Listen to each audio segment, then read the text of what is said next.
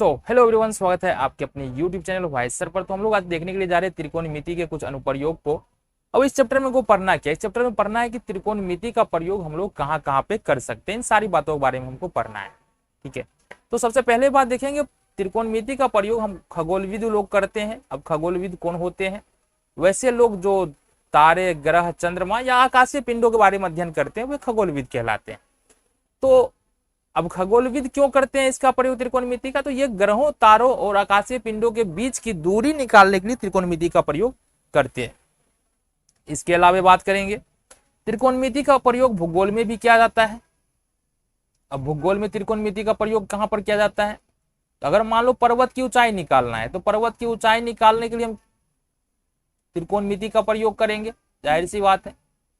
और इसके अलावा नौचालन में भी त्रिकोणमिति का प्रयोग किया जाता है। नौचालन मतलब नौका संचालन में भी त्रिकोणमिति का प्रयोग किया जाता है। कैसे? मान लो देखो, जब नाव जो है ना समुद्री इलाके में जाता है तो बड़े बड़े लाइट हाउस बने होते हैं जहां से दिशा निर्देश दिए जाते हैं। अब कोई नाव मान लो यहाँ पर है, कोई नाव यहाँ पर है, तो एक तो त्रिकोणमिति के सहायता से हम इस दोनों नाव के बीच की दूरी निकाल सकते हैं।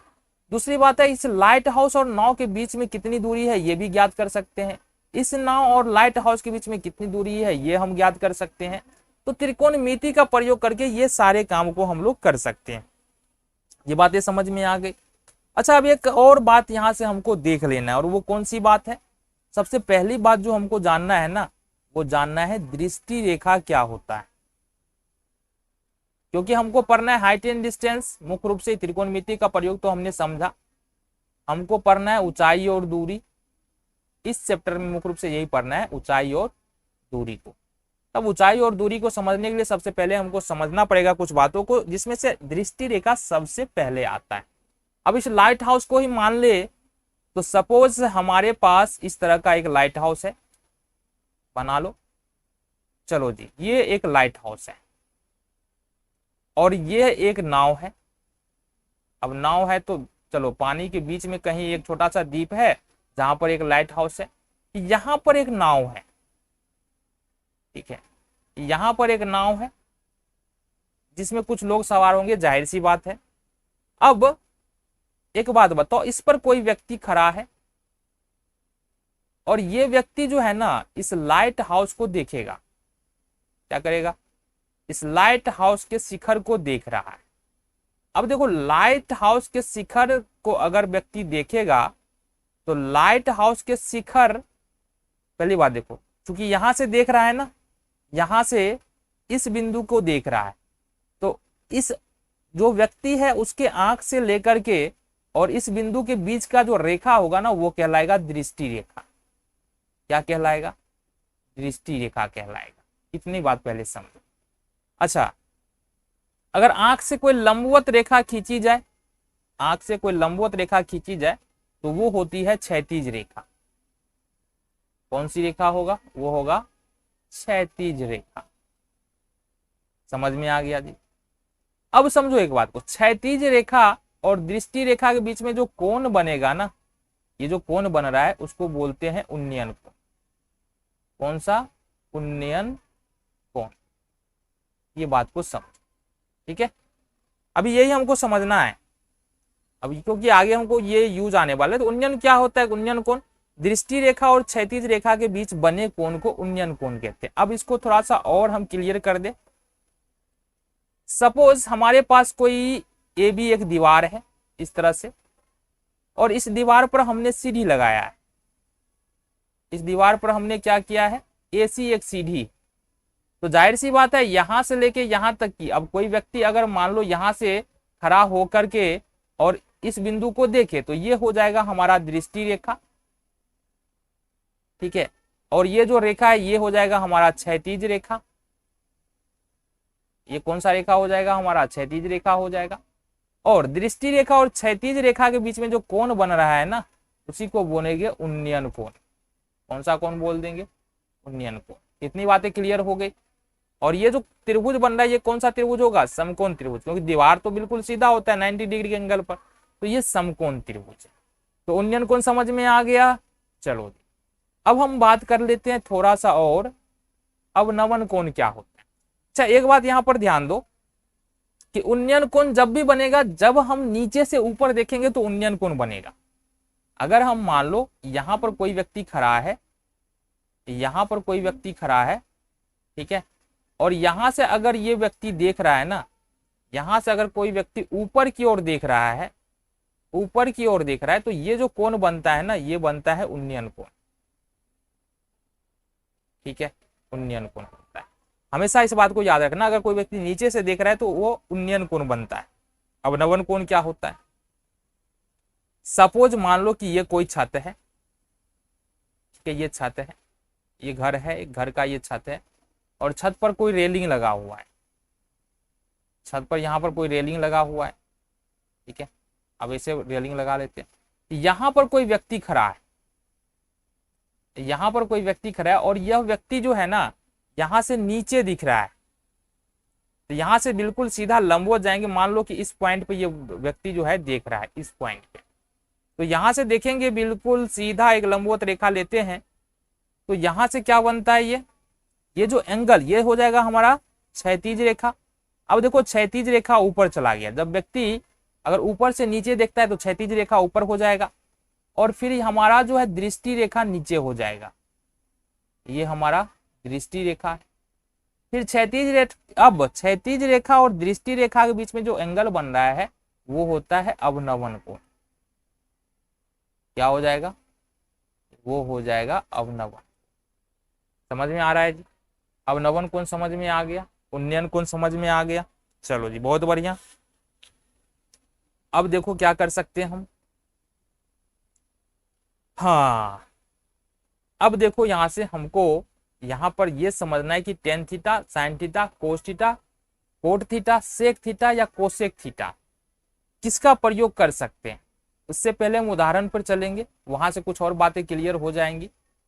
एक दीवार से लगी सीढ़ी का उन्नयन कोण 60 डिग्री है। कहने का मतलब क्या है, मान लो कि ए बी एक दीवार है, ये देखो ए बी एक दीवार है, और इस दीवार से एक सीढ़ी लगी हुई है, ठीक है, एक इस दीवार से एसी एक सीढ़ी लगी हुई है, ये सीढ़ी हो गया हमारा, और ये दीवार हो गया, ठीक है। उन्नयन कोण 60 डिग्री का है, तो उन्नयन कोण कितना है, ये 60 डिग्री का बन रहा है, क्योंकि नीचे से ऊपर देख रहे हैं ना, तो उन्नयन कोण 60 डिग्री का होगा। सीढ़ी का निचला सिरा दीवार से 9.5 मीटर की दूरी पर है, ये 9.5 मीटर की दूरी पर निचला सिरा, मतलब क्या है, दीवार यहां से शुरू हो रहा है, ऊपर चल रहा है। अब दीवार से सीढ़ी की बीच की दूरी, जो सीढ़ी जो जमीन में लग रही है ना, वहां की बीच की दूरी कितना है, 9.5 cm। तो सीढ़ी की लंबाई ज्ञात करें। अपने को क्या करना है, सीढ़ी की लंबाई, यानी कि देखो हमको दिया क्या है, अगर ये समकोण त्रिभुज मान ले इसको, तो हमको क्या पता है, समकोण त्रिभुज का आधार पता है, हमको आधार पता है, और निकालना क्या है, निकालना है हमको यहां से ये कर्ण निकालना है। यानी कि अगर अपने को आधार पता है और कर्ण निकालना है, कर्ण निकालना है, तो हमको कौन से त्रिकोणमितीय अनुपात का प्रयोग करना पड़ेगा। तो आधार और कर्ण में कौन सा त्रिकोणमितीय अनुपात आता है, कोस थीटा आता है। कोस थीटा बराबर b/h होता है, आधार और कर्ण के बीच में ये संबंध बताता है। तो अगर हमको आधार और कर्ण पता है तो हम कोस थीटा का प्रयोग कर लेंगे। अब यहां से देखो कोस थीटा का प्रयोग करके किस तरह से प्रयोग करेंगे, तो कोस सी बराबर, अगर इस त्रिभुज की बात कर ले, अभी हम देखो यहाँ पर डिटेल में नहीं जा रहे, पूरा लैंग्वेज में, कोस सी बराबर हम क्या लिख सकते हैं, आधार तो हो गया हमारा BC, और कर्ण हो गया हमारा AC, BC/AC लिख सकते हैं। अच्छा थीटा का वैल्यू कितना है, 60 डिग्री, तो कोस 60 डिग्री बराबर हो जाएगा, BC का मान कितना है 9.5, और AC का मान क्या है नहीं पता है। अब एक बात बता दो हमको कि कोस 60 का वैल्यू क्या होता है, पता है ना कोस 60 का वैल्यू क्या होता है, तो बता दो जल्दी से, कोस 60 का वैल्यू क्या होगा। √3/2 लिखते हैं, या फिर √3/2 लिखते हैं, या 1/2 लिखते हैं, क्या लिखते हैं जल्दी बता दो। तो कोस 60 का वैल्यू हम लोग लिखते हैं 1/2। तो यहां से हम जानते हैं कि कोस 60 का वैल्यू 1/2 होता है, तो 1/2 लिख देंगे, 9.5/AC। यहां से हमारा AC कितना निकल के आएगा, 18 एक 19, 19 मीटर हमारा AC निकल के आएगा। यानी कि जो सीढ़ी की लंबाई है AC है ना, तो सीढ़ी की लंबाई निकल के आएगा, सीढ़ी की लंबाई निकल के आ रहा है यहाँ से AC। ये बातें समझ में आ गई। तो यहाँ पर हम क्या समझाने की कोशिश कर रहे थे, अगर हमको आधार, अगर हमारा क्वेश्चन इस प्रकार से है कि हमको लग रहा है कि यहाँ आधार और कर्ण में संबंध है, मतलब या आधार दिया है और कर्ण निकालना है, या कर्ण दिया है आधार निकालना है, तो हम किस त्रिकोणमितीय अनुपात का प्रयोग करेंगे, कॉस थीटा का प्रयोग करेंगे। बात क्लियर हुई। चलो जी अगले क्वेश्चन पे जाएंगे, वहां से भी कुछ देखने को मिलेगा हमको। आ जाओ जी, आ जाओ आ जाओ। 15 मीटर लंबी एक सीढ़ी एक खड़ी दीवार के ठीक ऊपर पहुंचती है। सेम क्वेश्चन है, थोड़ा सा चेंज है। इस बार हमको सीढ़ी की लंबाई दे दिया है कि सीढ़ी जो है ना वो 15 मीटर की, ए बी हमारा दीवार है, AC सीढ़ी है। यदि सीढ़ी 60 डिग्री का कोण बनाती है, कोण तो 60 डिग्री का बन रहा है, तो दीवार की ऊंचाई ज्ञात करें। इस बार अपने को क्या करना है, दीवार की ऊंचाई यानी कि AB, ये हमारा दीवार है और ये सीढ़ी है, ये हमारा क्या है, सीढ़ी है। तो अगर हमको दीवार की ऊंचाई निकालना है, सीढ़ी की लंबाई तो दिया हुआ है, हमको दीवार की ऊंचाई निकालना है, तो फिर से हमारे देखो संबंध किस किस में मिल रहा है, संबंध किस किस में मिल रहा है, ये क्या है, अगर इस एंगल पर विचार किया जाए तो ये P है, यानी कि ये लंब है, और ये क्या है, कर्ण है। तो कहने का मतलब क्या है कि यहां हमको लंब और कर्ण में संबंध बोल रहा है, लंब और कर्ण में संबंध बता रहा है। अगर लंब और कर्ण में संबंध बता रहा है, इसका मतलब हमको बताओ लंब और कर्ण में कौन से फॉर्मूले आते हैं, कौन से त्रिकोणमितीय अनुपात आता है, तो ये आता है साइन थीटा। साइन थीटा बराबर क्या होता है, लंब बट्टे कर्ण हो जाता है, ये फॉर्मूला आता है ना। मतलब हम प्रयोग कर सकते हैं यहाँ पर साइन सी। अब साइन सी लिखेंगे तो क्या होगा, P बट्टे H होगा, यानी कि लंब बट्टा कर्ण हो जाएगा। तो लंब का यहाँ पर देखो, यहाँ से लंब तो हमको पता ही नहीं है, यानी ऊंचाई हमको नहीं पता है, और कर्ण पता है हमको 15, ठीक है। तो साइन सी का मान साइन 60 डिग्री कर सकते हैं, बराबर लंब का मान नहीं पता है, तो लंब है क्या, AB है, तो AB लिख लो, और ये हो जाएगा 15। अब साइन 60 का मान होता है √3/2 AB बट्टे 15। अब अगर इसको सॉल्व करें तो क्या होगा, ये सॉल्व करने जाएंगे तो AB बराबर हमारे पास निकल के आएगा कितना, या कोना कोनी गुना भी तो कर सकते हैं ना, यहीं पर क्यों उतना हम करें। तो यहां से देखो क्या हो जाएगा, कोना कोनी गुना कर लो, 2AB बराबर 15√3, या AB बराबर निकालने के लिए जाएंगे तो 15√3/2, यानी कि 7.5√3 मीटर। ये क्या निकला हमारा, ये निकला हमारा सीढ़ी की लंबाई। तो समझ में क्या आता है, समझ में क्या आया, यहाँ से कंक्लूजन क्या निकला, क्या हमको समझ में आया, समझ में यहाँ से ये आया कि अगर मान लो हमारे पास, अगर जो भी समस्या दिया हुआ है त्रिकोण ये हाइट एंड डिस्टेंस में, उस समस्या को यदि हम देखते हैं, समस्या को देखने के बाद अगर संबंध हमारा रहने दो, कोई दिक्कत नहीं, या थोड़ा इसको और इसको सही कर लेते हैं, क्या दिक्कत है, एक पूरा प्रॉपर त्रिभुज ही ले लेते हैं। चलो जी, तो यहाँ से ये बन गया हमारा त्रिभुज,